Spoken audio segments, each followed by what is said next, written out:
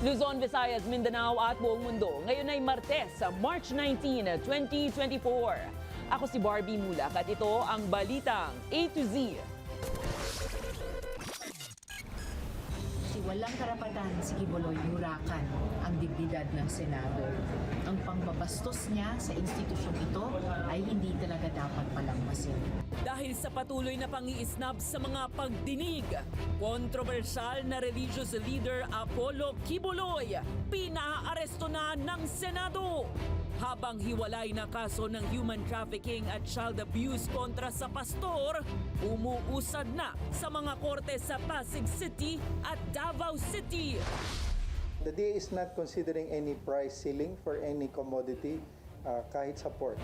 Mga consumer, umaaray na sa mataas na presyo ng karneng baboy sa mga pamilihan. DOH, publiko pinag-iingat sa rabies na pwedeng makuha sa kagat ng aso. Sa ating good vibes, trending na awitin ni Shaira na selos. Mayroon ng iba't ibang bersyon.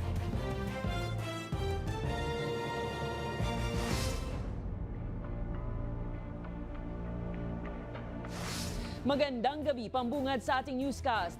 Natanggap na ng kampo ni Apollo Quiboloy ang arrest order na ibinaba ng Senado ngayong araw. Samantala, umuusad na rin sa mga korte ang non-bailable sex abuse at human trafficking cases kontra sa kontrobersyal na pastor. Narito ang ating balitang A to Z. Simula ngayong araw, opisyal ng wanted ng mataas na kapulungan ang kontrobersyal na religious leader na si Pastor Apollo Quiboloy. Ito'y matapos lagdaan ni Senate President Juan Miguel Zubiri ang arrest order kontra sa pastor dahil sa patuloy na hindi pagdalo sa mga pagdinig ng Senado ukol sa alegasyon ng human at sex trafficking sa loob ng Kingdom of Jesus Christ Church. Si Opposition Senator at Chairman ng Committee on Women Riza Ontiveros nagpasalamat sa paglagda ni Zubiri. Kasi walang karapatan si Quiboloy hurakan ang dignidad ng Senado.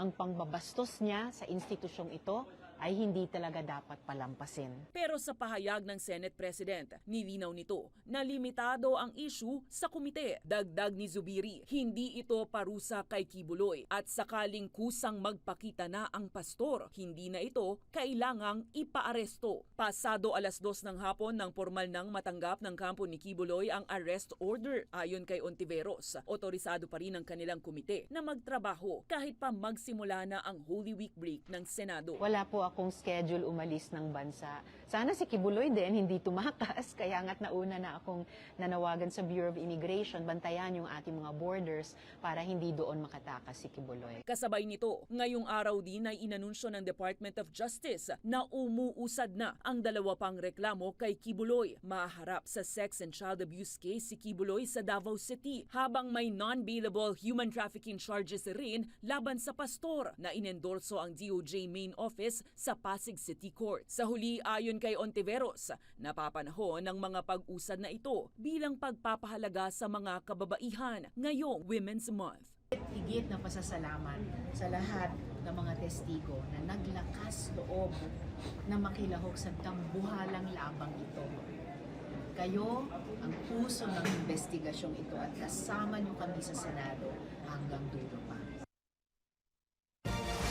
Nais ni House Deputy Majority Leader at Iloilo 1st District Representative Janet Garin na magpaliwanag sa Kongreso ang dating Pangulong Rodrigo Roa Duterte sa pagkakatalaga nito bilang administrador ng mga ari-arian ng Kingdom of Jesus Christ ni Pastor Apollo Quiboloy. Ayon kay Garin, dapat magbigay ng pahayag ang dating Pangulo dahil posibleng misconstrued o magkaroon ng maling interpretasyon ng marami sa pagkakaroon nito ng posisyon sa naturang properties. Una nang nagduda ang Makabayan Block rito dahil posibleng masangkot si Duterte sa kinakaharap na money laundering case ng KOJC. Ando dun yung fear nila na baka mag-lead ito sa money laundering. Now, the best person to answer that issue should be the former president. Well, personally, I myself as a politician is quite surprised with that bold act. Kasi siyempre, may investigasyon, may mga alegasyon ng, let's say, tax evasion or ill-gotten wealth or whatever the sources of the money of the businesses of the executive Pastor Kibuloy, magugulat ka, why get a former president?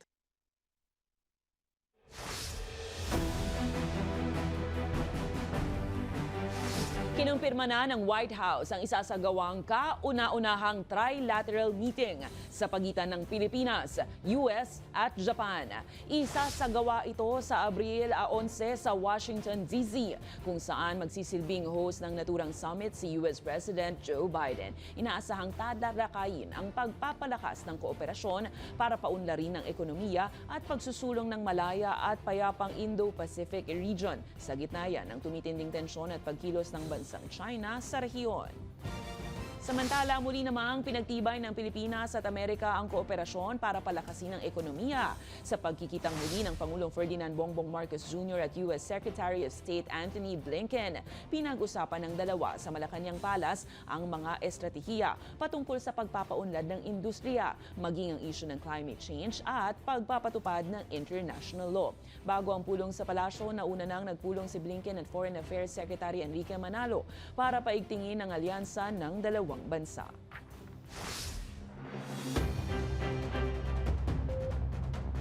Patuloy ang pag-aray ng mga consumer dahil sa presyo ng karneng baboy na humihigit na ng 300 pesos kada kilo. Kaya naman kinakalampag na ng ilang farmers group ang Agriculture Department na magtakda na ng katanggap-tanggap na presyo para sa mga mamimili.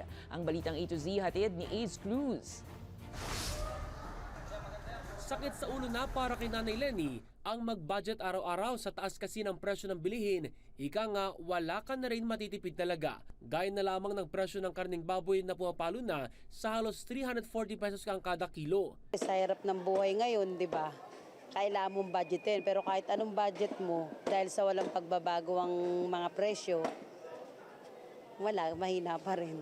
Umaaray din ang mga tindero. Kasi hindi naman pare-parehas ang puhunan ng mga magtitinda, ng mga tindera. Bakit? Dahil kasi kanya-kanya nakuha yan eh. Iba-ibang farm yan eh. From Visayas, from everywhere, anywhere, hindi naman pare-parehas ang ano yan eh. At saka may public and private market, di ba? Kaya naman, patuloy ang pangalampag ng Philippine Chamber of Agriculture and Food sa Department of Agriculture. Nilinaw nila na hindi naman price ceiling ang nais nila kung hindi magkaroon sana ng mas mababa at katanggap-tanggap na presyo. In terms of just for a temporary measure, sandalian lang, no? Never in a long term, very short term, perhaps price should be what you call that, mapigilan yung paglipad ng presyo, no? As against magkano bili. Anila, wala raw dahilan na sumirit ang presyo ng karning baboy, lalo't naglalaro lang sa 160 hanggang 180 pesos ang kada kilo ng farm gate price ito. Tapos bebenta mo ng 380, 200 ang patong. May sinasabi sila na transport cost, kung ano-ano, no, pwesto, bayad sa pwesto, sa tao. Hindi naman 200 per kilo ang patong or more, no? Lumilipad pa nga, may nabalitaan pa kami na nasa 420 pumasok pa ng ganun ang presyo. Dagdag pa ng grupo, mas katanggap-tanggap nila kung aabot lang ng 100 ang patong ng mga nagbebenta sa kada kilo ng baboy dahil baka wala na raw bumili nito. Ayon naman sa DA, The DA is not considering any price ceiling for any commodity kahit sa pork. So ngayon ay hindi pa yun kinoconsider. At alam naman natin na patuloy pa yung problema natin sa ASF at may mga hakbangin na naman para palakasin yung biosecurity. sa kabila ng mga nagtataas ang presyo, inaasahan din ng ahensya na sisirit din ang presyo ng isda ngayong Semana Santa dahil sa mataas na demand nito. Next week, pagpasok ng Holy Monday, yan, traditionally, kasabay ng mahal na araw yung pagtaas ng presyo ng isda, lalo na yung mga Wednesday, Thursday, Friday hanggang Sabado. Mga 10 to 20% normally ang tinataas. Para sa Balitang A to Z, Ace Cruz. Hinihimok ng Federation of Free Workers ang Kamara na ipasa na ang panukalang dagdag sahod sa mga manggagawa sa pribadong sektor pagsapit ng Mayo 1. Ito ay matapos talakayin sa mababang kapulungan ng House Bill 7871 o panukalang 150 peso daily wage hike at ang House Bill 7568 na nagre-rekomenda naman ng 750 pesos na arawang sahod. Sinabi ng Pangulo ng Federasyon na si Sonny Matula na nagkaroon na sila ng partial victory matapos lumusot sa Senado ang 100 pisong dagdag sahod. We are urging the House of Representatives to fast-track the legislative process so that the 100 pesos bill already approved by the Senate should have a counterpart in the House of Representatives. Isiniwalat ni Senator Raffy Tulfo na mayroong ding iligal na establishmento sa Mount Apo sa Davao City na itinuturing din na protected area. Anya, kinumpirma ng Environment Department na binigyan ito ng 2 taon para mag-operate. Kamakailan lang nang pumukaw sa atensyon ng otoridad ang iligal na operasyon ng kontrobersyal na resort sa gitna ng Chocolate Hills. Meron pa rin natumbok na naman, hindi lamang sa Bohol, maging sa Mount Apo sa Davao. Ganon din nangyari doon sa within the buffer zone, naglipa na para mga kabuti ang iba-ibang mga struktura ng mga negosyo na bawal dapat because that's a protected area. Sa ibang balita, matapos ang pagpatay sa isang asong kinilalang si Kilua, #Justice for Kilua ang ipinaabot naman na mensahe ng popstar royalty Sarah Geronimo hinggil sa pagtrato sa mga hayop. Sa ex-post ni Sarah G, nasaktan ang award-winning singer-actress at anya, nakakaramdam din ng mga hayop ng takot at sakit katulad ng tao. Dagdag pa niya, kailangan bigyan ng respeto at proteksyon ng lahat ng mga may buhay. Dapat din raw na may managot sa mga ito at palakasin pa ang kampanya laban sa animal cruelty. Saad pa ng popstar na lalaban siya para kay Kilua. Sa viral video, kita sa CCTV ang intensyon ng pagpatay ng isang lalaki sa asong si Kilua.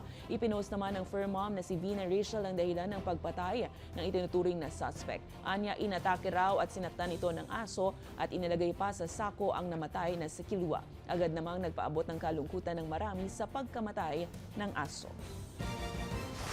Kasabay ng mainit na panahon ay ang pagsilit din ng kaso ng rabies sa bansa. Umabot na sa 7 ang bilang ng kaso nito pagpasok ng 2024. Pawang mga nauwi lahat sa pagkamatay. Kaya naman pinag-iingat ang publiko laban sa kagat ng mga hayop tulad ng aso. May balitang A to Z si Kim Salinas. Mas alarming talaga kasi aso pa rin yan kahit anong sabihin natin. Lubos na nababahala si Tatay Robert noong nakaraang linggo kasi nakagat ng aso ang kamay ng kanyang bunsong anak. Agad dinala sa ospital ang kanyang anak at tinurukan ng anti-tetanus. Nakatakda naman ngayong Miyerkules ang pagpapaturok ng anti-rabies. Shih Tzu po siya, alaga po siya ng pinsang ko. So, complete naman po yung bakuna niya. Kaya hindi naman gaanong pero mas maigi na agapan laging mag-ingat. Sa datos ng Health Department, umabot sa 55 ang bilang ng kaso ng rabies sa Pilipinas noong 2023. At sa unang quarter ng taon, nakapagtala na agad ang DOH ng 7, lahat sa mga ito nasawi. Mahigpit naman ang ordinansa sa Marikina City, lalo na sa mga pagalagalang aso at pusa sa kalye. Pinagmumulta kasi ng LGU ang may-ari ng pakawalang alagang hayop. Ang tubos naman sa amin, pagka yung nahuli, 500. Pag wala siyang rehistro, 1,000. Pag wala nung anti-rabies, 2,000. Kaya pagka wala ka lahat, aabot siya ng 3,500. Tapos 75, i-rehistro mo pa. Binibigyan lamang ang may-ari ng 1 linggo para tubusin ang kanilang nahuling alagang hayop. Dahil kung hindi, bubuksan na ito for adoption. Kaya giit ng otoridad, mahalaga ang bakuna. Walang sakit ang aso na rabies pagka pinanganak. Kaya yan ang dahilan kung bakit binabakunahan ang aso ng anti-rabies para magkaroon siya ng proteksyon para sa rabies. Para pag siya nakagat ng isang aso na may rabies, siya ay immune na. Para naman sa mga nakagat o nakalmot ng hayop, huwag na paduguin kasi na-infection palalo namamaga. Huwag na paduguin, hugasan lang, sabunin ng ilang minuto, 10 to 15 minutes, sinasabon mo sa running water, then lagyan mo ng antiseptic, lagyan mo ng betadine, para secondary bacterial infection, then magkonsulta ka agad ng doktor. Samantala, isinusulong naman ng isang grupo ang pagpapakapon sa mga alagang hayop para maiwasan ang pagdami ng pagalagalang hayop. 6 to 7 months old pa lang ang mga alagang aso at pusa pwede nang ipakapon. Kung titingnan nyo po yung datos sa mga ibang bansa na rabies-free, meron po silang batas na mandated po sa kanila na required to be a pet owner na i-register ang kanilang pets at dapat spayed and neutered. Kung hindi po, they have to pay higher taxes. Paalala naman sa publiko sa may alagang hayop, lalo na ngayong tag-init. Palagi meron tubig siya na iniinom na 24 hours kailangan available. Kung po pwede, paliguan na madalas pag mainit ang panahon. Kung hindi naman mapapaliguan palagi, meron tayong pang-spray or yung face towel, basahin mabuti, ipuna sa katawan ng aso para lumamig ang katawan. Para sa Balitang A to Z, Kim Salinas. Samantala, welcome na welcome ang mga nirescue na mga hayop at family pets sa Senado matapos bumisita ang mga ito sa kasagsagan ng pagsusulong sa pagpasa ng Senate Bill 2458 o Revised Animal Welfare Bill.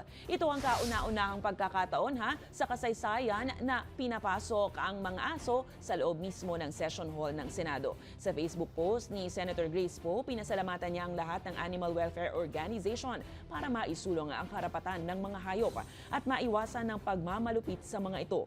Bagamat marami pa raw ang dapat paunlarin sa mga kasalukuyang batas para sa mga hayop, naniniwala naman si Poe na marami ang masasagawa ng pagsasabatas ng mga karapatan ng mga ito. Sinabi din ng senadora na asahan na may kakampi at kaibigan ang mga fur babies sa loob ng Senado.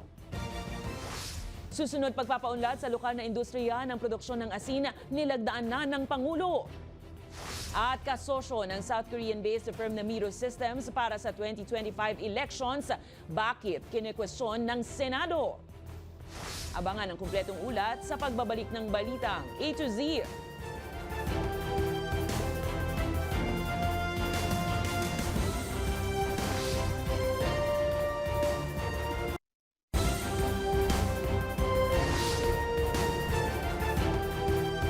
Welcome na welcome sa ilang mambabatas at business organizations ang nilagdaan kamakailan ng Pangulong Marcos na Philippine Salt Industry Development Act na nila'y magsasalba sa tila'y namamatay ng industriya ng asin sa bansa. Tiniyak naman ng BFAR bilang inatasang lead agency na ipatutupad itong mabuti para mabawasan ang pagiging dependent ng bansa sa imported na asin. May Balitang A to Z si Ace Cruz. For a long time, medyo napabayaan ang industriya ng asin. Unang-una, wala po tayong batas na nagsasabi kung sino nga ba talaga yung ahensya na dapat humahawak doon sa industriya. Tapos nandyan din po yung iba't ibang hamon ng mga kinaharap ng ating mga salt producers. Kakulangan sa sa siyasat or yung research, pagsasaliksik. So hindi po natin na-upgrade yung kanilang teknolohiya. Itong pag-amin ng Bureau of Fisheries and Aquatic Resources kasabay ng paglagda kamakailan ng Pangulo sa Philippine Salt Industry Development Act para buhayin umano at protektahan ang lokal na pag-aasin. Kulang daw sa makabagong kagamitan at research ang naturang industriya. Hindi rin daw totoo na nakatulong ang naunang naipatupad na asin law. Hamon din yung pagpapatupad ng isang batas, yung iodization ng salt, no? So parang naging hindrance ito dun sa mga small scale kasi wala naman talaga silang kakayahan na mag-iodize. Ayon sa nilagdaang batas, bukod sa bubuing council, magsisilbing lead agency ang BFAR na silang tututok sa pagpapaunlad ng industriya. 90% kasi ng kabuang asin na ginagamit sa iba't ibang industriya ay inaangkat ng Pilipinas sa ibang bansa. Yung sinasabi natin na 90% ng ating asin ay inaangkat, mula po nung maglagak ng pondo ang pamahalaan, bumaba po ito. Sa ngayon po nasa 84% na lamang yung ating imported at nasa 16% tumaas po yung local production. So nakikita natin dito na kung talagang tututukan, mas talagang aangat yung industriya ng asin sa ating bansa. Ayon naman sa Agriculture Department, binabalangkas ng naturang batas ang roadmap na tututok sa pagpapalago ng salt industry.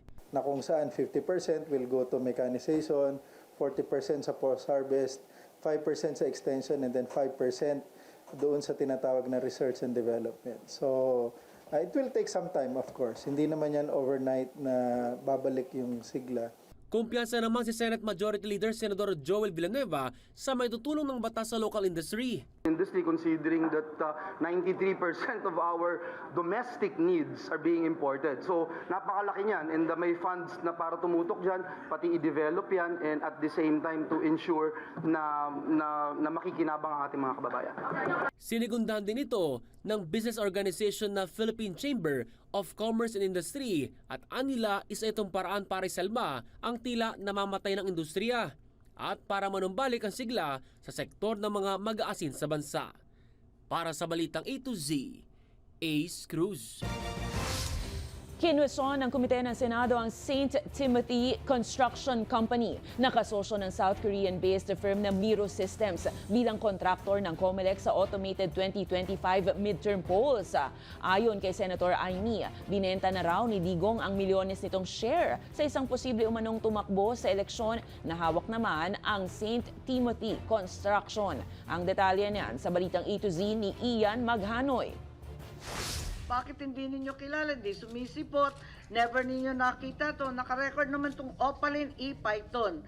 He acquired the shares of the former president at may BIR ba kayo nito? Sino ba ito? Yan ang tanong ni Senator Amy Marcos sa Commission on Elections o COMELEC hinggil sa isang Opaline Python. Si Opaline Python ang itinuturo ni Senator Amy Marcos na nasa likod ng joint venture ng Miro Systems at St. Timothy Construction Company, ang parehong kumpanyang nirentahan bilang kontraktor ng COMELEC sa 2025 automated midterm polls. Kumikita ng milyon-milyon, itong kumpanya, bilyon-bilyon ang kinikita, biglang binenta. Bakit ganun? Duda ang senadora sa construction firm dahil patuloy din umano itong nag-ooperate sa 131 government infrastructure contracts kahit papaso ang lisensya nito. Pero ang COMELEC hindi raw pamilyar ukol dito.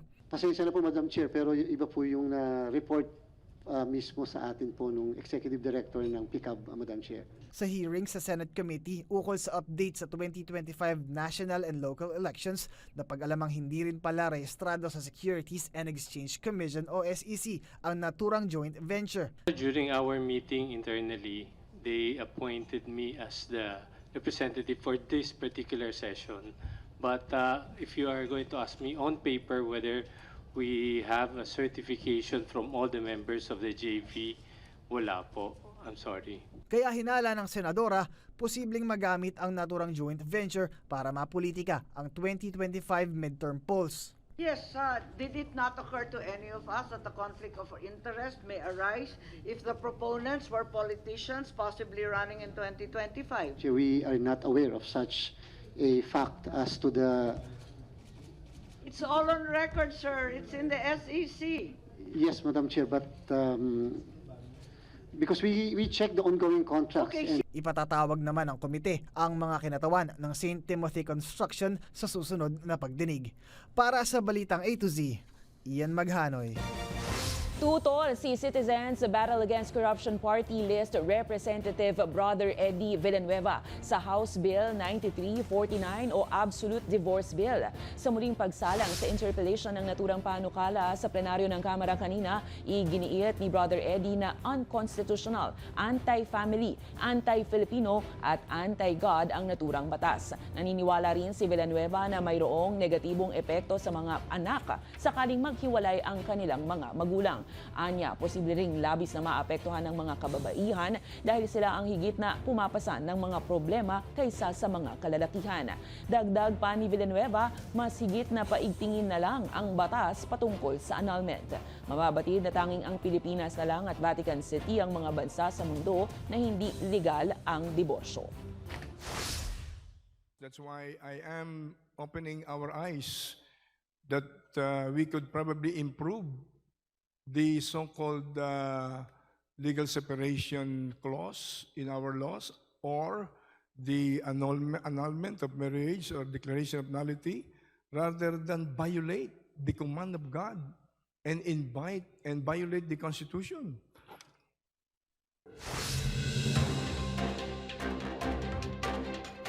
Pinangunahan ni Pangulong Ferdinand Bongbong Marcos Jr. ang ika-4 na Legislative Executive Development Advisory Council meeting kung saan napag-usapan ang progreso ng LEDA Common Legislative Agenda. Mula sa 57 panukalang batas, nasa 14 na ang napagtibay. Saklaw nito ang pagpapabuti sa sektor ng kabuhayan, kalikasan at seguridad sa bansa. Samantala, binaril ang sasakyan ni Bucor Director General Gregorio Catapang Jr. kanina habang sakay si Bucor Deputy Director General Al Pereras kasunod ng mga natanggap na death threat ng opisyala. Wala namang naitalang nasaktan dahil bulletproof ang sasakyan.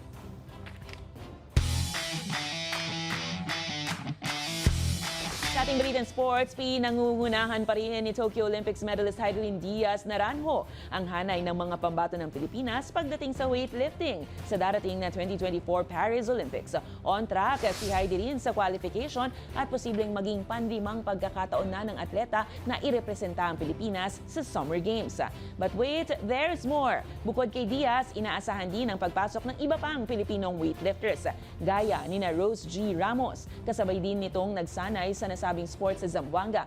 Kailangan lang tapusin ni Ramos ang kanyang laban sa April 2 hanggang 11 sa Phuket, Thailand. Nariyan rin si Vanessa Sarno at Jean Fabuar Seniza na mula naman Bohol at Cebu. Matatandaang naiuwi ni Heidelin Diaz Naranjo ang unang medalyang ginto para sa Pilipinas matapos magtagumpay sa kategoryang women's 55 kg weightlifting sa 2020 Tokyo Summer Olympics. Sa aming pagbabalik, dahil sa kantang Selos, Bangsamoro Pop na si Shaira. Sikat na, ginagaya pa. At it's showtime, may pasabog na teaser. Manatiling nakatutok, kayo ay nanonood ng Balitang A to Z.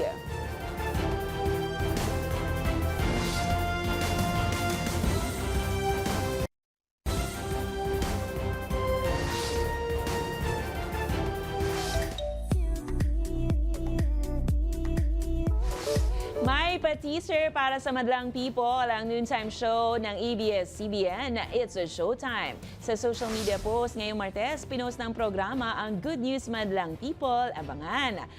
Mangalawa naman na nag-trend online ang Showtime team FTW sa X na kumalap ng 1,000 post kaninang hapon. Matatandaang unang umere ang Showtime noong 2009 na ngayon ay binubuo na ng solid Showtimer host sa pangunguna ni Vice Ganda. Kasalukuyan itong umeere sa A to Z, GTV, Kapamilya Channel at iba pang online platforms.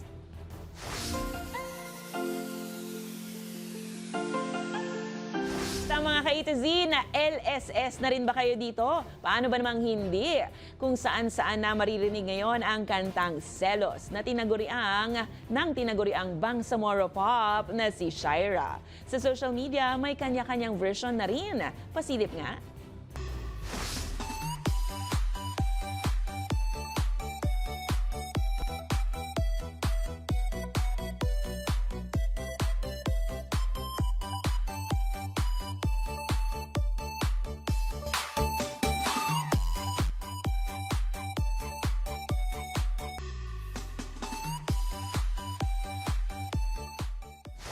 You're welcome sa aming pa-LSS. Kung kayo ay may kwentong kakaiba, mga kwento ng pag-ibig o storya ng inspirasyon at pag-asa, maaari nyo itong ibahagi. Sumali sa ating Facebook group na Balitang A to Z, panoorin ang replay ng ating programa at sundan ang ating social media pages. Hanapin ang Balitang A to Z.